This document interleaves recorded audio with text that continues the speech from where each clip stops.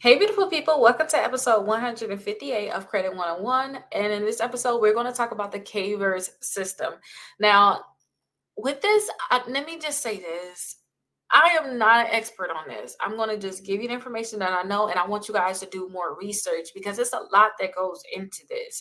But it's very, very important. And I think that a lot of time we should just let some sparks just fly in our mind to even do greater research. So if you're dealing with this proper problem, hopefully this is part of your full research, and hopefully it's going to help. I do have a blog that's going to go into greater details, but I just wanted to come and just say something because I like videos, for those people that like videos just like me. So what is CAIVRS? So you have to understand that CAIVRS is basically a credit alert verification reporting system. So it's just basically a database that's used by the federal agencies to track borrowers who had defaulted on their federal loans, basically, or who have a history of federal debt problem. So we're talking FHA, VA, USDA, and SBA. So if you guys have had problems or you had any defaults with these companies, it will be inside. It will be reported to the CAIVRS system. Now, the thing is, people want to know, why does this even matter? Why this matter is because you can get a loan denial if you are in here. So if your name is in here, they say you're supposed to wait about 3 years to be able to get a loan again. So if your name is in here, and it's not the 3 years, you need to know that you're most likely going to get denied for a loan. Or sometimes they may ask for additional documentation, or you may just have a difficult time just getting approved in general, even if you're after that 3 years. So that's why this actually matters. So you can actually check your status to know exactly what's going on, see if your information is in the CAIVRS system. First, I would tell you guys to check with your lender, because your lender can actually check your CAIVRS on your behalf as part of your loan process, application process. When I watched another video about this, so I can learn even more about this, because I read up on it 2 times, plus I watched a video about this. When I did my research on here, he was saying that usually when you're in the mortgage process, they're going to check this system like almost at the end. So if you think it's a great chance that you're in this system and you don't want to waste your time, you could request to see if they can actually check it sooner. And you can also request a copy of this report through a federal agency that's managing your loan. So whoever is managing your loan, or any lender that's participating in this CAIVRS system, they should be able to give you a report. Also, it reminded me of when people said we weren't able to really get our credit reports like that back in the day. Like, you had to get it from the actual bank or whoever it is that you were applying for whatever loan. So that's kind of what I'm thinking about with this one. And then 2, if you find that you are listed on this, you will need to address and resolve these underlying issues. So you have to think about paying off the debt or just settling these debts. Now, it's more than just saying pay the debt and settle the debt, because when I watched the video, and I let me see if I can even find it. It's supposed to be like, I think his name was the #1 student loan lawyer. I watched the video that he had on here about how to clear it, and paying it off was one of the things, but you have to understand too, it's a lot of money. They're not trying to accept settlements.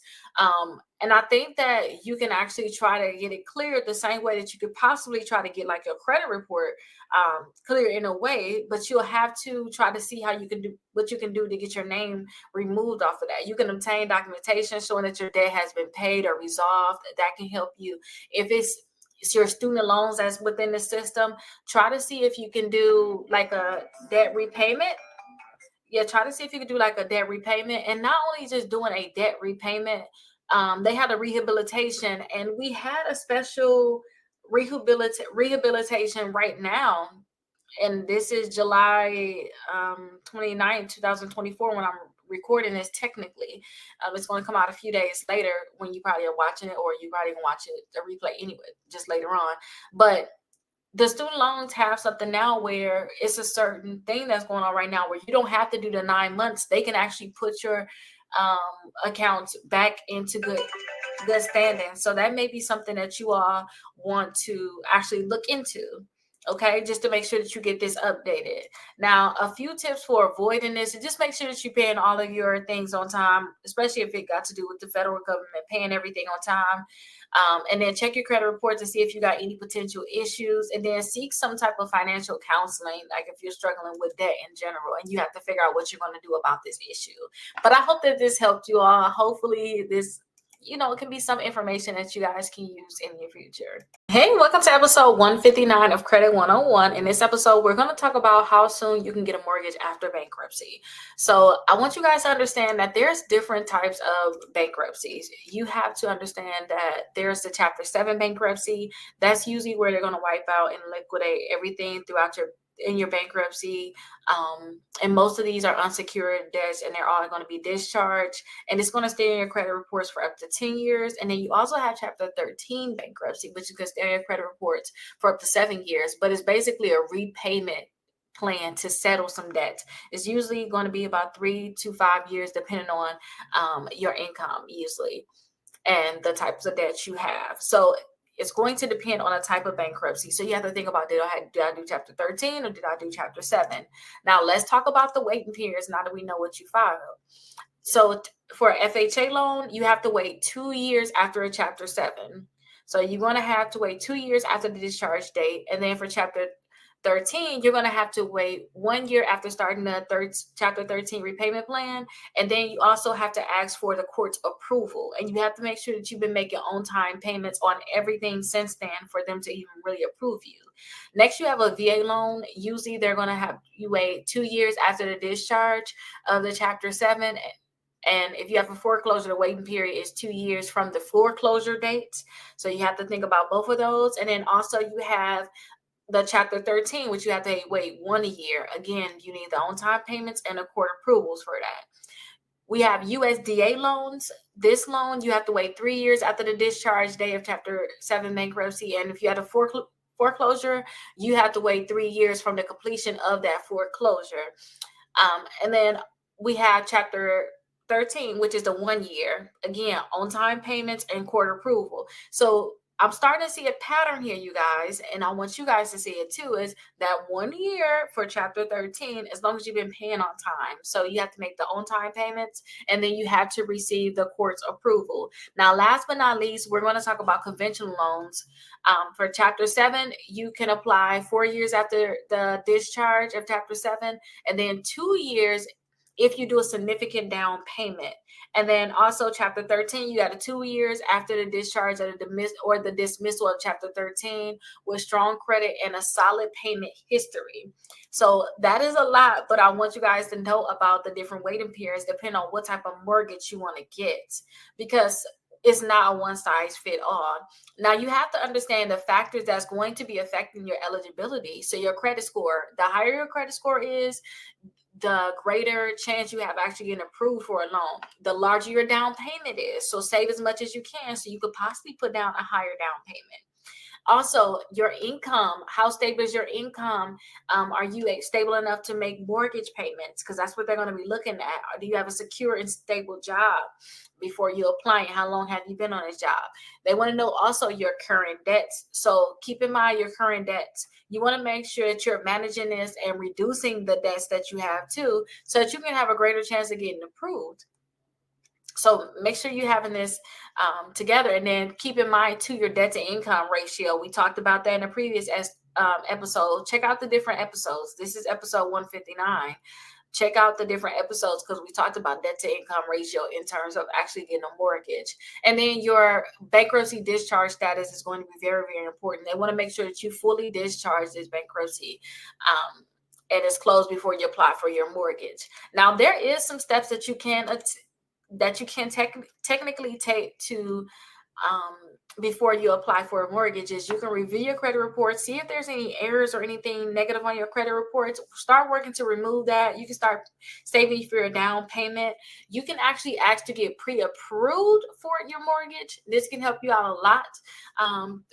So that you can even know if you can get the mortgage, actual pre-approval. They're going to tell you yes or no. And then consult with a mortgage professional. Talk to a mortgage broker about your different options. So these are a few things that you can actually do. Hopefully this helped you understand what you can do in terms of if you're able to even get the mortgage, now that you're able to get the mortgage, what you can actually set up to make sure that you can actually get approved for the mortgage. I hope this all helps. Hey, welcome to episode 160 of Credit 101. In this episode, we're going to talk about how soon can you get a credit card after you file bankruptcy. Now, the timing is honestly going to be depending on the bankruptcy that you're going to file. So let's actually talk about that. If you guys file Chapter 7 bankruptcy, usually you can get credit cards immediately after your discharge. I see a lot of people saying that they're able to get, like they had Capital One, they included them in their bankruptcy, and Capital One gave them another credit card once their bankruptcy was discharged, like literally. Now, usually it's going to take about 3 to 6 months after you file for your bankruptcy for it to be discharged. But you should be able to get credit cards immediately. You also can get credit cards immediately after Chapter 13 bankruptcy. I believe you do have to ask for approval to apply for anything when you're in Chapter 13 bankruptcy. Ask, because I just cannot be the one to tell you that. But I have seen people, and you know what? When I filed Chapter 13 bankruptcy, mine was dismissed. So I guess I can talk. I filed for, after I did Chapter 13 bankruptcy, I didn't go through with my bankruptcy. It was dismissed. But after I filed for it, I got credit cards right away, and my credit scores went up to the 700s. Even myself, in less than 6 months after Chapter 13 bankruptcy, because I usually say wait a year after filing. And I did a lot of research on this. My notes is even telling me to tell you that right now, because that's what my research says. But I did not wait that year. So let me just throw that out there. But those were mostly, they were all secured debts. And when you file Chapter 7 bankruptcy, you should be able to get unsecured debts, but understand that it may be better for you to apply for secured debts, because you can possibly have like no annual fees. When we're going to talk about this in the next one, let's start talking about it. The different types of credit cards you might qualify for. So you guys can qualify for secured credit cards. You may have a decent chance of getting retail credit cards, like store credit cards. A lot of the credit cards is going to be subprime credit cards. These credit cards are designed for individuals with poor history, those that's looking to rebuild their credit, but they got horrible annual fees. If you see maintenance fees, these are the things you want to stay away from, okay? And these debts also can be unsecured credit cards. We don't have to put a deposit down, but understand that your credit is probably messed up, honestly, right after you file bankruptcy. You have not worked to try to remove the bankruptcy. You didn't try to work to remove the accounts on your credit reports yet. So if you have not tried to do these different things yet, your credit score is going to be very, very low, which means that you're going to most likely get approvals from companies that's going to try to charge you a high fee in terms of your annual fee and maintenance fees. And we don't want that. I would rather you guys get a secure credit card with Navy, Federal, Discover, and Capital One. Those are the top 3 to go to, and then find a credit union in your area or whatever bank you bank with. Get a secure credit card with them, because they most likely don't have an annual fee.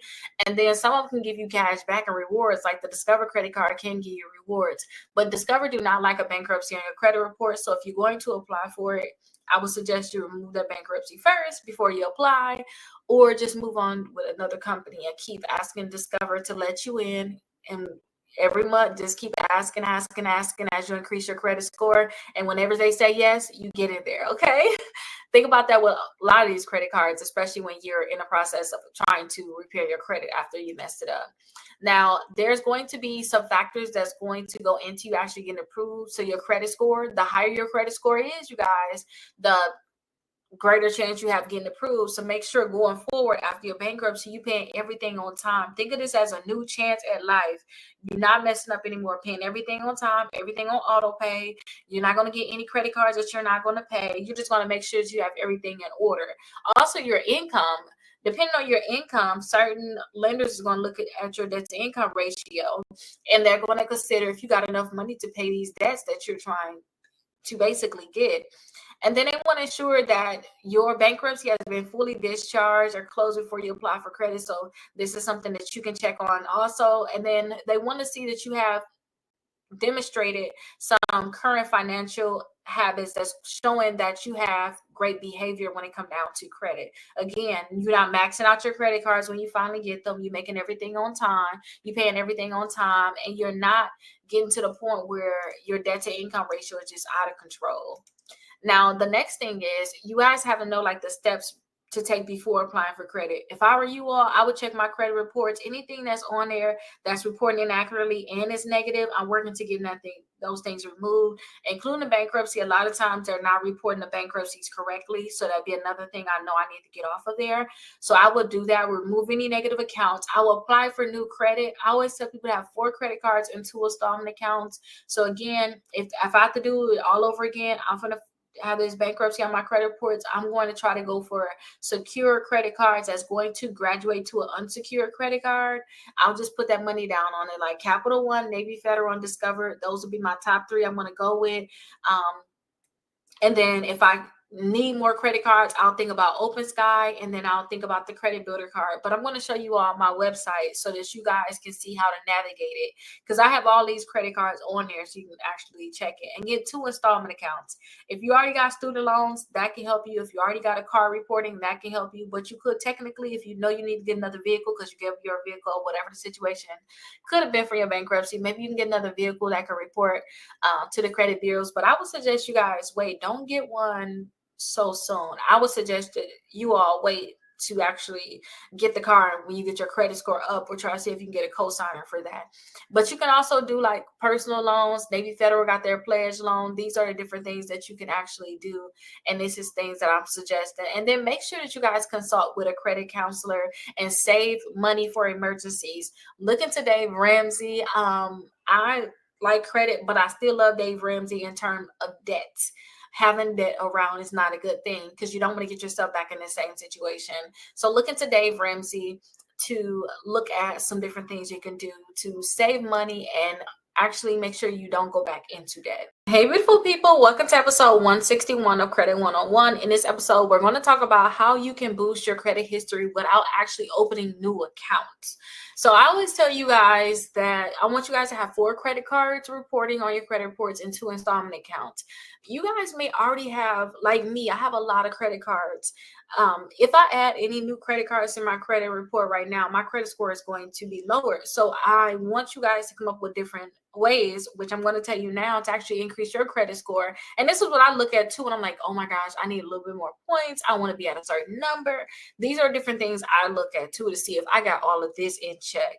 And this can help you all too. This is really for those people that already got more than 4, I would say 4 to 8 credit cards, already reporting your credit reports. Sometimes adding a new account is going to lower your credit score, because you got to have a new hard inquiry, and your average age is going to be messed up, and that's not what we want. So hopefully this helped you all, but let's get into the different things that you all can do. Now, the first thing is you have to make sure that if you want to boost your credit score, you want to make sure that you're paying all of your accounts on time. So ensure that all your bills are paid on time, including your credit cards, loans, utilities, and they are paid before the due date. Set up automatic payment and reminders too, to avoid a late payment. I tell you guys that all the time. I have all of my minimum payments set on auto pay. And if you guys find that you have late payments on your credit reports, I suggest you all remove those late payments. On my website, here is my website here, Rickita.com. You'll see I have dispute letters for late payments. Work to remove those late payments from your credit reports. Okay, work to remove those late payments from your credit reports. And I also have other letters there if you have other negative accounts too, and you need to actually increase your credit score. I'm going to show you that at the very end too. So just stick around. I'll show you guys how to get those letters, because I even have some free ones available. Next, you want to reduce your credit utilization. Now, a lot of time they say keep your credit balance below 30% limit every month. I tell you guys to pay your statement balance by your due date and keep that number at 5% for the best possible credit score that you can have. So just see if you can pay down some of your credit cards right now to help with your utilization, and that can help with your actual history and actually your credit score too. Think about asking for an increase on your credit cards. So ask these different companies that you have, ask them for an increase. So the higher the credit limit, that can help improve your utilization also. So contact their credit card issuer and request a credit limit increase. And then this can help you with your overall utilization too, bringing it down. So this is a great one. Make sure that you guys maintain your old accounts. A lot of times people want to close these old accounts, but keep an older account, credit accounts open, even if you don't use them frequently, can actually help you keep your credit score at a high number. Closing your old accounts can shorten your credit history, and it can negatively impact your credit score.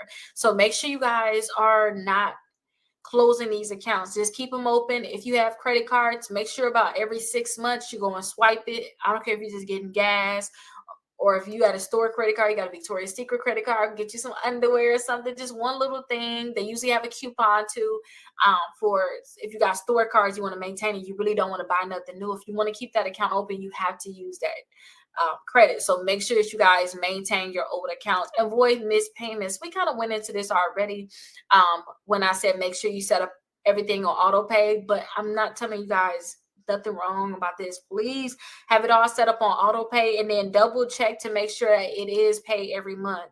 I literally have a spreadsheet where I just have all my bills paid, and I in the beginning of the month I just pay them all, and then I go down it and see like what exactly I need to put my eyes on, or what need to be paid, or what don't need to be paid. I just want to make sure that this was paid for the month. The statement balance was paid, not just the minimum, but the statement balance. I go in and force a payment just to make sure everything is paid on time. And I want you guys to really avoid these missed payments. And then make sure that you guys are managing your debt effectively.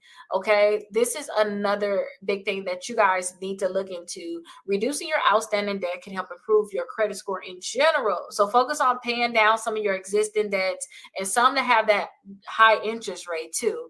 And if you can, look into Dave Ramsey, because he always talk about paying off debt and getting rid of your debt. So this can be a great one for you guys. And dispute any negative accounts. I told you guys that I'm going to show you guys the letters that you can use, but definitely dispute your negative debts with Equifax, TransUnion, and Experian. And if you need to, you could. I don't want you guys to do it. I wanted you guys to not open without opening any new accounts. But think about a secure credit card. If you guys is in a different place where you can't get any type of credit, think about getting a secure credit card, because that can help you with your credit history. And this is for those people that's like, Rickita, I don't have 4 credit cards. I don't have any credit cards. Like, I need to improve my history. Just get you a nice secure credit card that's going to graduate, where you're not going to think about closing that credit card anytime soon, because they don't have an annual fee. Like Capital One, Discover, and Navy Federal. Look into those. So those can help you for sure. But if you follow these different tips and then check out the dispute letters I'm going to show you, then you can have a great chance of actually boosting your credit history and your credit score without opening any new accounts, and start working to remove any of those negative accounts, because that can help you all tremendously.